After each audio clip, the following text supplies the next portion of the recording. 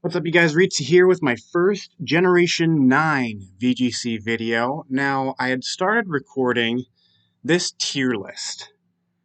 And I was talking through every single Pokemon that had been confirmed for Pokemon Scarlet and Violet.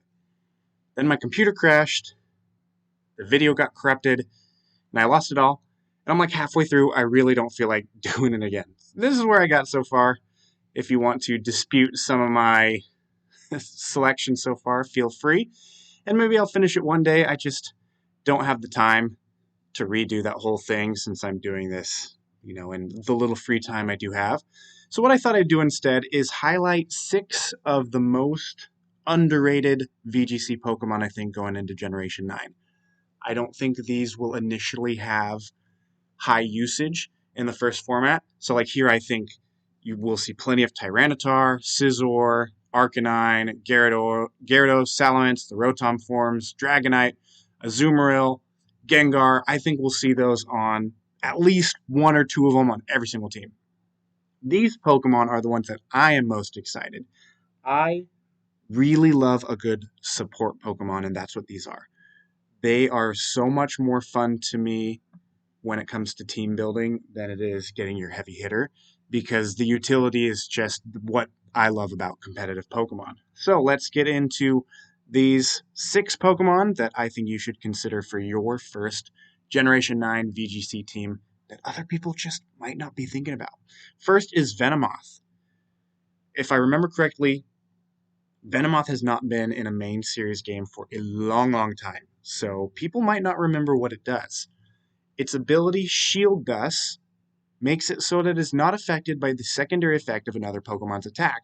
That means you can't get paralyzed by Thunderbolts, you can't get flinched by Rock Slide. It might even stop like Icy Wind speed drops, but I'd have to test that kind of stuff. It also has Tinted Lens, so not very effective moves are practically neutral. But this is definitely going to be a support Pokemon. It's got a fine enough special attack set with 90, good enough speed, and the reason Venomoth is going to be so good is because it gets Rage Powder. Now, from the list that I saw, I don't recall seeing another redirection user that has been confirmed yet. There might be some that I have missed, but Rage Powder on Venomoth currently is your option for redirection. And if that's what you want, if you want to set up a Belly Drum Azumarill or a Shell Smash Cloyster, things I talked about before my video got decimated, this is one of the Pokemon that you should consider. Shield Dust could be a really, really good ability. Uh, and regardless, you could throw a Sash on this thing for survivability. Venomoth gets a bunch of other good utility moves, though. It gets Sleep Powder, which there's not a lot of confirmed sleep moves in the game so far. We don't have anyone that can use Spore confirmed yet. We don't have Venusaur, which has been rampant through Sword and Shield meta for VGC. Venomoth also gets access to Tailwind. Now, of course, these movesets might change with the regional Pokedex and Scarlet and Violet, but as of right now, these 3 moves already are so good for a support Pokemon. Then you got something like you can use Bug Buzz. I don't think we get Struggle Bug, which is a bug type Snarl. So that move set right there will be such a good support move set. The other thing I'm excited about is the new gimmick Terastallizing. And so instead of a Focus Sash, let's say you can get a Venomoth and we don't have whatever the crystal thing is. I don't know how it works. Maybe you can even hold an item. But let's say you got Dark Gem or the Dark Crystal or whatever, and you change your primary type, if that's how it works, and now you have a Dark Poison Venomoth. I think we've got a dark type move that we can use. Let's say you just throw Thief on if that's how it works. It might be totally worth it solely for the fact that you now have one of the best defensive typings in the game, only weak to ground type.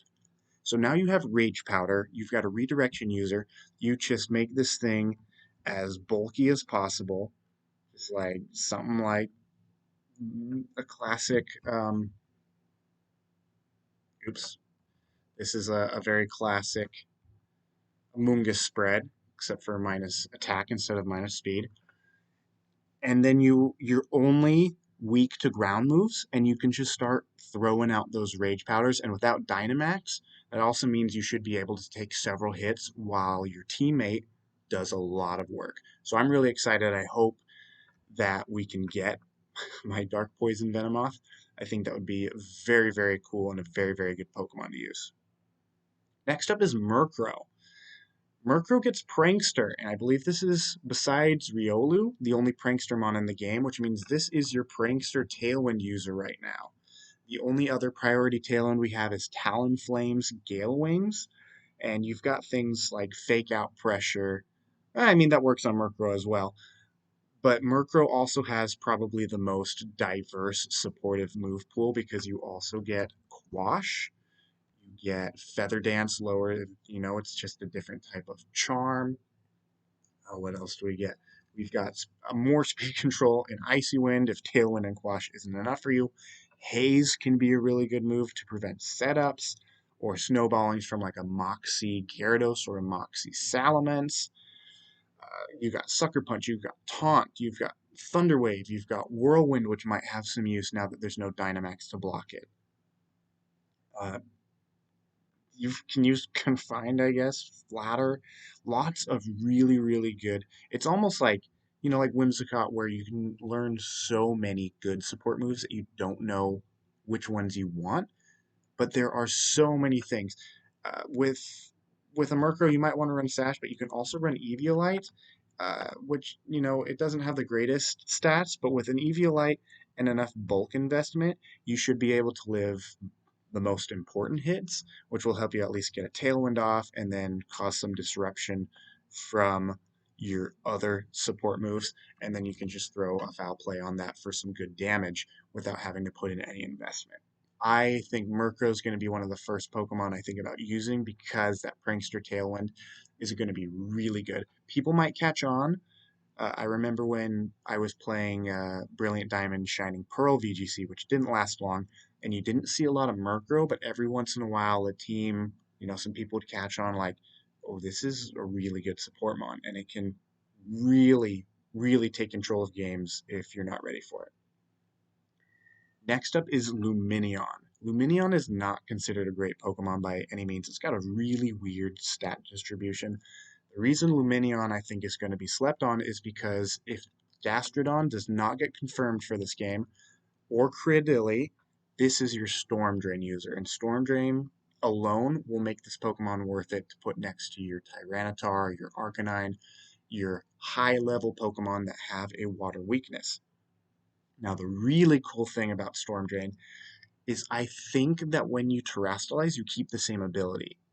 So let's say you want to just totally get rid of your weaknesses for this thing, and let's see if we get any ground moves. We don't. I was first looking at this for Vaporeon with Water Absorb, but basically, like let's say you can Terastallize into a ground type. Now you're immune to electric type attacks, and you're immune to water type attacks because you still have Storm Drain. Now that might not work with Lumineon. It worked with Vaporeon because Vaporeon can learn Dig and Mud Slap, and so Vaporeon almost made it on this list, but Storm Drain is just such a better ability. Lumineon also gets Tailwind. So you have another Tailwind user with Storm Drain to boost that special attack, protect your teammates, and that's some great utility from this very forgettable fish Pokemon. Next up is Florges, who is a Pokemon I'm not familiar with, but as I was looking through the list of confirmed Pokemon, this special defense stat is absurd. 154 special defense is nothing to scoff at. So you can create this into a specially defensive wall. You just got to take care of the physical attackers, whether that's with a Will-O-Wisp user or even Murkrow's Feather Dance, and you can get this thing in a good position. 112 special attack is really good, and it probably won't get knocked out by very many hits. Now, the concerns will be Scizor is going to be very, very high usage, and I think Hydreigon will be pretty high usage, which gets access to Flash Cannon and made Terastallize to get rid of its dragon typing so it's not as weak to fairy type. But why not Terastallize yourself? Florges has a decent enough move pool. You got Energy Ball, Stab, Dazzling Gleam without Terastallizing. Well, maybe you don't get as many as I thought you did. But let's just say you Terastallize into a Grass type. That alone is really good because now you're no longer weak to Steel types. It might just stall out a Scizor. You don't want to be standing in front of Scizor with the Florges anyway, but it makes it so this Pokemon can be a little more flexible. But just this alone, well, let's see if I can throw one more move on here. Let's just say Giga Drain, and we run an Assault Vest Florges. This thing will not get knocked out by any special attacker in the format, I'm pretty sure, because of just how insanely bulky it can become. Next, I have Jumpluff, who I think will be very situational. The only reason Jumpluff will be good is if you can get a Sunsetter. Right now, there is not one confirmed, but we do have Tyranitar for Sand, and we've got Pelipper for Rain, so I can only assume we'll get at least one for Hail, maybe a Abomasnow or a new Hail Setter, and then one for Sun. My hopes and desires lean toward Fuecoco's final evolution having a hidden ability of Drought. So if we do get a Drought user with Chlorophyll, Jumpluff will be such a good support on Sun teams. It doesn't get Tailwind, but it does get Cotton Spore, which lowers speed by 2, so it gives you the same speed control. It just resets when people switch out. You also get Sleep Powder, and you also get Strength Sap. So these 3 moves alone, and you just throw on some sort of damaging move. On Sun teams, this will be your best support. You can make a case for Umbreon with Moonlight also being really good, but this is the one that people won't be ready for because you get your cotton spores, or you can throw out those sleep powders with. I mean, maybe you dare use a wide lens over a sash or something, and then strength sap is such a good move, especially with how many physical attackers I think will be on top of the format to begin. Might also make it tough for Florges, but this will be such a good Sun supporter, and I'm excited to hopefully see a Drought user to use this on a team. Last is Persian. I debated between quite a few for that last slot, and the reason I have Persian is because this will be currently the fastest fake out in the game, and the only one besides Hariyama, I'm pretty sure, that I have seen on the confirmed list. And fake out in a format without Dynamax will be even better. And it was already good, like in Series 12, Incineroar and Rillaboom are on a ton of teams, and their fake out pressure is phenomenal. And now that you can't block that with Dynamax, that will make this really good. The rest of Persian's move pool is kind of mid. You can run something like knockoff to get rid of items. I don't know if that does anything for terastallizing. Roar to force some switches, maybe. You do get taunt.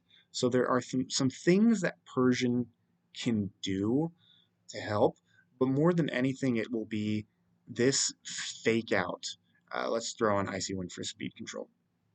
Fake out will be really good for maybe getting your own Trick Room up, stopping opposing Trick Room because your Fake Out would be faster than Hariyama. A BDSP classic was a Hariyama Cresselia lead, where Hariyama would fake out something that could stop Cresselia from getting a Trick Room. Persian could stop opposing Hariyamas from getting a Fake Out off, or I think it would hit the Cresselia before the Hariyama could do anything, so you at least stall it a bit. 115 speed is going to be one of the fastest Pokemon in the format to start out.